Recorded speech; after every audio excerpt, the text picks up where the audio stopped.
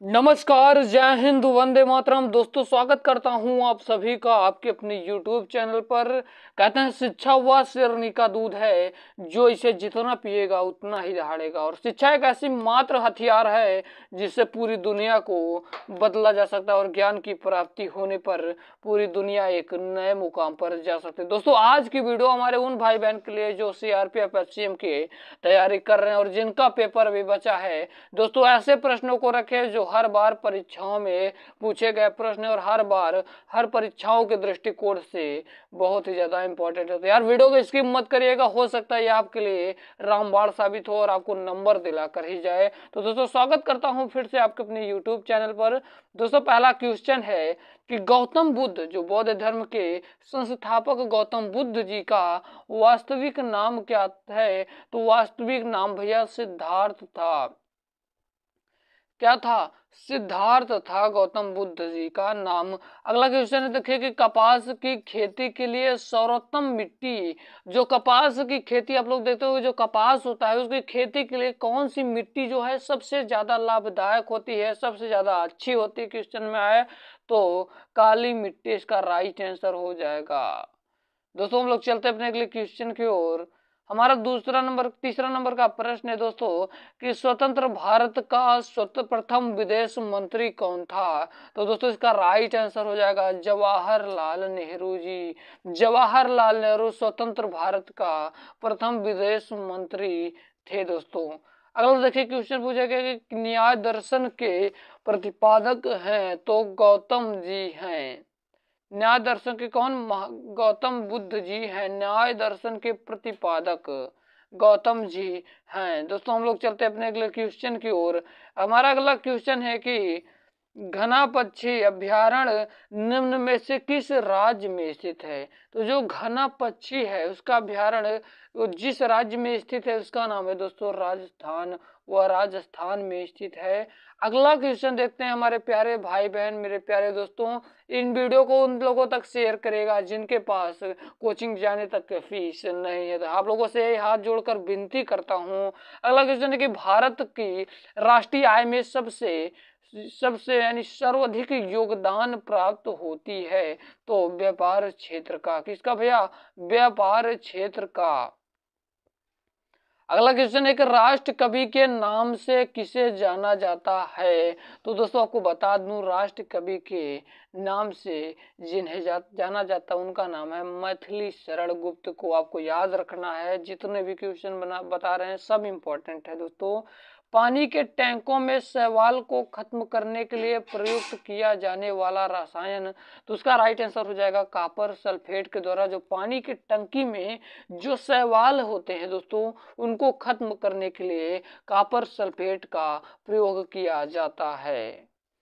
दोस्तों, अगला क्वेश्चन है कि मूंगफली मूंगफली दोस्तों बहुत ही ज्यादा विटामिन होता है, प्रोटीन होता है दोस्तों।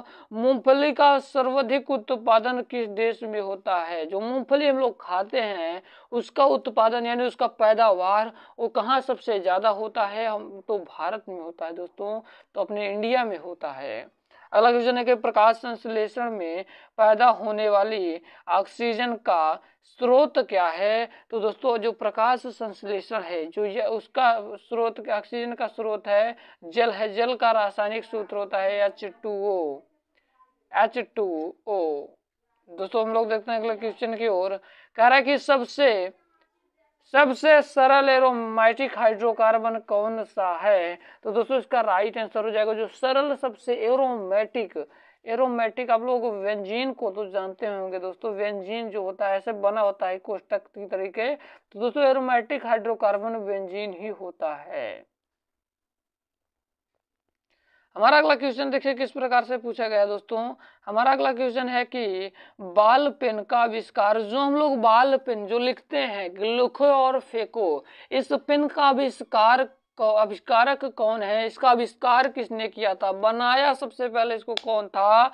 तो जॉन वाल्ट ने बनाया था। दोस्तों, अगला क्वेश्चन है कि महात्मा गांधी के जन्मदिन को किस रूप में मनाया जाता है? तो दोस्तों, आपको बता दूं, जो महात्मा गांधी जी थे उनके जन्मदिन को किस रूप में मनाया जाता है? तो अंतरराष्ट्रीय अहिंसा दिवस के नाम रूप में।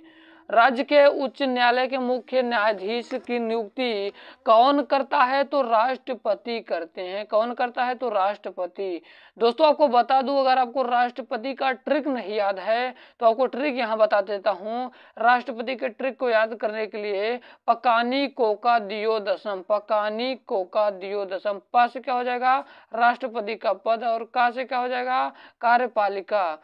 पकानी, नी से हो जाएगा निर्वाचन। इसी प्रकार से उनका पूरा याद करने का तरीका अगर आपको चाहिए तो कमेंट बॉक्स में जरूर बताइएगा, हम आपके लिए एक बढ़िया सी वीडियो ला देंगे। ठीक है, अगला क्वेश्चन देखिए कि संघ लोक सेवा आयोग का व्यय किस पर भारित है? तो भारत के संचित निधि पर भारित है। अगला क्वेश्चन है, वह एंजाइम जो वसा अम्ल तथा ग्लूकोज में बदल जाता है? तो लाइपेज इसका राइट आंसर हो जाएगा। अगला क्वेश्चन दोस्तों कि बिहार सोशलिस्ट पार्टी की प्रथम बैठक कहां पर संपन्न हुई? तो पटना में भैया। कहां पर? पटना में। नाभिकीय रिएक्टरों में किस प्रकार की नाभिकीय प्रक्रिया होती है? तो नियंत्रित विखंडन की प्रक्रिया होती है। हमारा अगला क्वेश्चन है कि केंद्रीय बौद्ध शिक्षण संस्थान भारत में कहाँ है? तो लेह भैया। कहां पर? लेह। केंद्रीय बौद्ध शिक्षण संस्थान। ठीक है, हमारा अगला क्वेश्चन है कि मनुस्मृति, रामायण और महाभारत की रचना किस काल में हुई थी? बड़ा इंपॉर्टेंट क्वेश्चन है, तो शुंग वंश में हुआ था। हमारा अगला क्वेश्चन है कि सब जस्ते का निष्कर्षण किस अयस्क में से होता है? तो जिंक ब्लेंड से होता है। धान का खाने का योग्य भारत कौन सा है? धान का खाने योग्य भाग कौन सा है? तो दोस्तों इसका बीज। ऐसा भी क्वेश्चन पूछता है, आपको फंसाने के लिए दिया जाता है। ठीक है, हम लोग चलते अपने अगले क्वेश्चन को और कह रहा है कि गरीबी हटाओ का नारा भारत के किस प्रधानमंत्री ने दिया? तो इंदिरा गांधी ने दिया था। किसने भैया? इंदिरा गांधी ने दिया था। असम के चाय बागान मजदूरों ने किस आंदोलन के दौरान वेतन बढ़ोतरी की मांग की थी? तो असहयोग आंदोलन के दौरान मांग किया था। दोस्तों हमारा अगला क्वेश्चन है कि किस फसल के लिए तना काट प्रवर्धन प्रयुक्त होता है? तो गन्ना। अगला क्वेश्चन है कि गौतम बुद्ध को बोध गया में किस वृक्ष के नीचे ज्ञान की प्राप्ति हुई? तो पीपल के नीचे ज्ञान की प्राप्ति हुई थी। जो महात्मा बुद्ध जी थे उन्हें ज्ञान की प्राप्ति बोध गया में तो पीपल वृक्ष के नीचे उनको ज्ञान की प्राप्ति हुई थी। अगला क्वेश्चन है कि गिर के वन कहाँ पाए जाते हैं? तो गुजरात में पाए जाते हैं। दोस्तों भारतीय महाविद्यालय अधिनियम किस वायरस के समय पारित हुआ? तो लॉर्ड कर्जन के समय पारित हुआ था। अगला क्वेश्चन है कि डिस्कवरी ऑफ इंडिया नामक पुस्तक किसने लिखी थी? तो हमारे जवाहरलाल नेहरू जी ने लिखा था। पंडित जवाहरलाल नेहरू जी ने लिखा था। अगला क्वेश्चन है कि नील का उपहार नाम से किस देश को पुकारा जाता है? तो मिस्र। अगला क्वेश्चन है कि इंडिका किसकी रचना है? तो मेगास्थनीज ने इंडिका नामक पुस्तक लिखा था। दोस्तों मेगास्थनीज ने इंडिका नामक पुस्तक को लिखा था। ये सब पॉइंट आपको याद रखना है। ठीक है, महात्मा बुद्ध गांधी द्वारा दांडी मार्च किस वर्ष किया गया? तो 1930 में किया गया था। दोस्तों अगला क्वेश्चन है कि बैरोमीटर की रीडिंग नीचे जाती प्रतीत हो तो यह किस चीज का संकेत है? तो तूफान का संकेत है। अगला क्वेश्चन है कि मानव शरीर के किस अंग द्वारा यूरिया को रक्त में से फिल्टर किया जाता है? तो गुर्दे। हम लोग चलते हैं अगले क्वेश्चन को और करा कि सांची अंतरराष्ट्रीय हवाई अड्डा कहाँ पर स्थित है? तो ये अमृतसर में स्थित है। अगला क्वेश्चन दोस्तों कि झूमर का कहाँ का लोक नृत्य है? तो पंजाब का। दोस्तों कल की सुबह वीडियो में हम लोग लोक नृत्य से वीडियो लोक नृत्य पर लाने वाले हैं, जिससे आपके कोई भी प्रश्न न छूटने पाए। अगला क्वेश्चन है कि भारत का प्रथम नागरिक कौन होता है? तो राष्ट्रपति होता है। भारतीय सशस्त्र सेनाओं को प्रमुख सेनापति कौन होता है? तो राष्ट्रपति होते हैं, आपको याद करना है, ठीक है। सौर ऊर्जा किससे प्राप्त होती है? तो सूर्य से प्राप्त होती है। पशुओं में मिल्क फीवर बीमारी किसकी कमी के कारण होती है? तो कैल्शियम की कमी के वजह से होती है। अगला क्वेश्चन है कि अंतरिक्ष की दूरी नापने के लिए कौन सी सही इकाई है? तो प्रकाश वर्ष दोस्तों, ठीक है। एक प्रकाश वर्ष में पूछेगा कितने पार्सेक? तो 3 पार्सेक होते हैं। एक पार्सेक बराबर कितने प्रकाश वर्ष? 3 प्रकाश वर्ष। भारत के ने किस खेल को ओलंपिक खेलों में 8 बार स्वर्ण पदक जीता? तो हॉकी में दोस्तों। अगला क्वेश्चन है कि खाना पकाने वाली जो एलपीजी गैस होती है, जो हमारे पास घर में गैस है, उसमें LPG gas liquid petroleum gas भरा होता है, जिसमें किसका मिश्रण होता है? तो प्रोपेन और ब्यूटेन का मिश्रण होता है। विद्युत बल्ब में भरी जाती है तो नाइट्रोजन गैस।